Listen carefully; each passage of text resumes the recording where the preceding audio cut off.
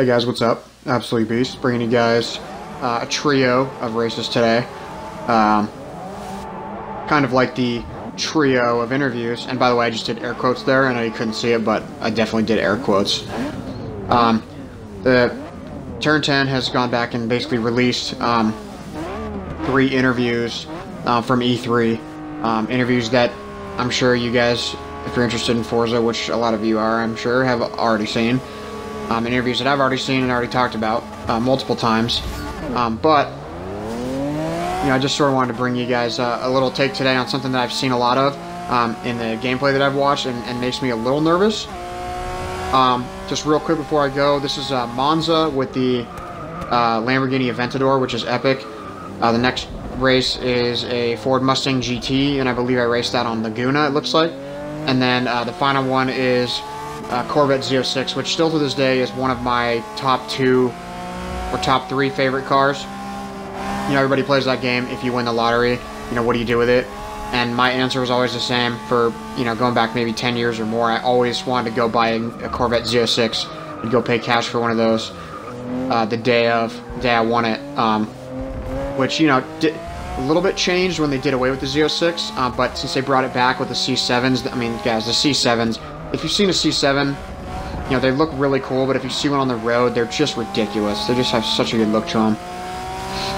So, anyway, okay, so back to Forza 7. So, something I've seen in all the videos I've watched. I've touched on it briefly here or there, but I kind of want to dedicate a video to it, is the camera shake. So,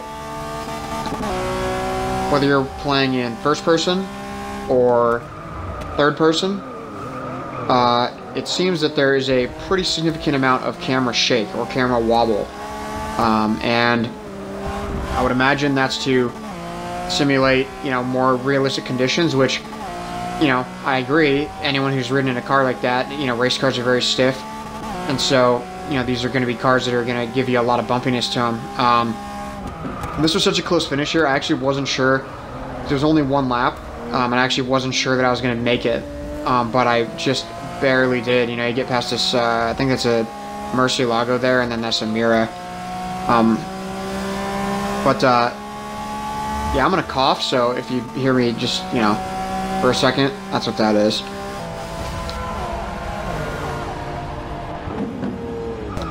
So, the camera shake is meant to add a level of realism to the game, and I will admit, it does add a level of realism and a level of immersion.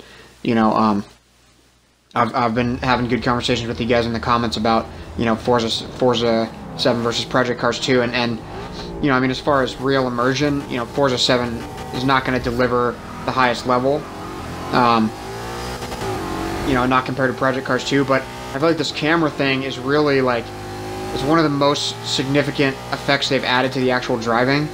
Dan Greenwald made a comment saying that people who come down and they drive Forza 7 at E3 are basically just saying, oh, the game feels different. I can't quite put my finger on it, but it feels different.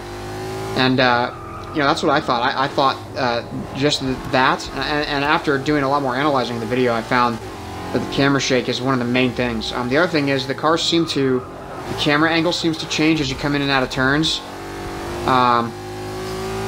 sort of showing a little more of the front of the car. It tends to take a little more of an angle toward the front of the car. Like if you watch here as I turn left, you can see that the camera sort of moves a little bit back to the right, but in Forza 7 it looks like it doesn't quite move as fast or as far, so you get to see a little more of the front of the car, and that gives sort of a strange sensation.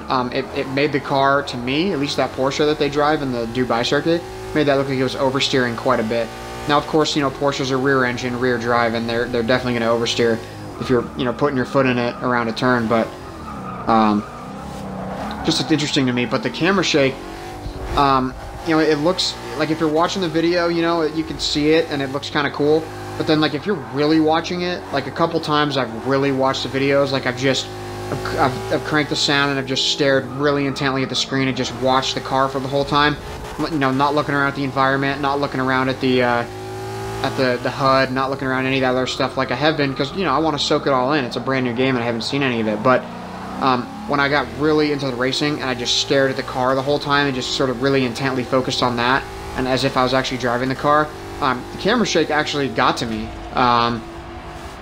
more than once. When I was done watching the video, it left me with a sort of a weird sensation, almost like, you know, those of you who played Guitar Hero or Rock Band, when those were really big. If you played that for a couple of songs in a row, when you looked away from the screen, you know, you'd sort of have a sensation of things moving away from you a little bit, just because of the way that, you know, the notes were scrolling and stuff. And it just left me with a weird after effect, watching the camera shake. Now, looks, I mean, you know, it adds to the realism for sure. Like I said, I mean, every time you hit a rumble strip, it basically, you know, rumbles. But I mean, every time you brake, every time you turn, the car's just like, you know, wobbling around, just, you know, shaking around, and it's just, it's intense, to say the least. Intense, to say the least. I mean, look at that car. Look how beautiful that is. And something about these cars, first of all, I'm a firm believer in a slight taillight tint on most cars. Like this car, this could do with a slight taillight tint. That would make the car look so mean, it's hard to even imagine. But the sound of these new Corvettes is incredible. The high RPM, they just sound so much smoother. I mean, they still have that muscly sound to them, but you can just really hear the engine just screaming. But so the camera shake just really sort of is something that makes me a little bit nervous about it. Now, I will say this, I did hear from someone, it was an obscure video, and I don't remember exactly which one because I've watched a ton of obscure videos, you know, ones with like 1,000 views or less or whatever, and, you know, people with no subscribers, which, you know, is me, basically. But I watched a few videos, and one of them, the guy said he had played it, and I think it might have been the guy who played it at the Goodwood Festival of Speed, which was a, you know, thing they did in, you know, with a bunch of supercars and stuff. If you guys haven't seen that, there's videos online of that, of the hill climb, the Goodwood hill climb. Ridiculous how many incredible cars were there. I don't even want to know the value of all the cars that were there. Hundreds and hundreds of millions of dollars worth of cars. But a guy got to play it there, and he did say that it appeared you could turn the camera shake off. But that still leaves me thinking, you know, is that something... First of all, it may not even be something you can turn on or off, but at the same time, if it is something you can turn off, is that something that I really want to do, or that someone would really want to do, to, you know, sort of change the experience? Now, I mean, if you look at this game, you can see camera shake, but I'm talking about with the Forza 7 footage that's out there, it is intense. And, you know, I'm sure you guys have seen lots of stuff on Forza already, but there's a few channels that have raw gameplay without any, without anything edited, and Digital Foundry has the best one in my opinion. They have an unedited version, and they actually corrected it for HDR because the stream that was given out by Microsoft actually was made for HDR, so a lot of the colors seemed kind of washed out and sort of like muted, and so they went through and they adjusted that. But if you guys get a chance, you should watch that raw video and just, you know, treat it as you were racing yourself, and just really pay attention to the car intently and see what you think. So let me know what you guys think down there in the comments. Thanks for checking out my stuff. Make sure you check back soon. I've been trying to find information as soon as something comes out. I'll be letting you guys know. But nothing, you know, nothing new right now to report. So thank you guys. Make sure you subscribe so you don't miss anything. I appreciate it. Have a good one.